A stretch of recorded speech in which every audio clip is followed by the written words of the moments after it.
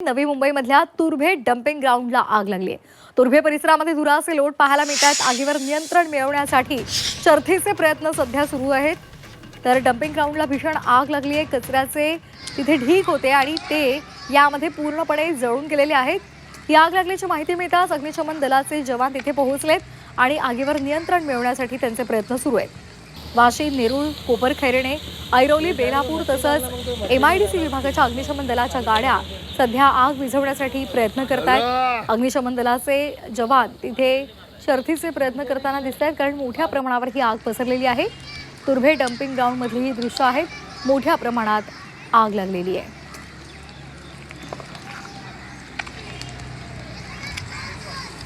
तर या दृश्यांमधून आपल्याला या आगीचे भीषण किती आग भीषण आहे हे दिसतंय। तुर्भे डम्पिंग ग्राउंडला ही मोठी आग लागलेली आहे। मोठे कचऱ्याचे ढीग इथे होते आणि तिथे आग लागल्यानंतर ती पसरत गेली आणि त्यामुळे आता अग्निशमन दलाचे जवान ही आग विझवण्यासाठी शर्थीचे प्रयत्न करत आहेत।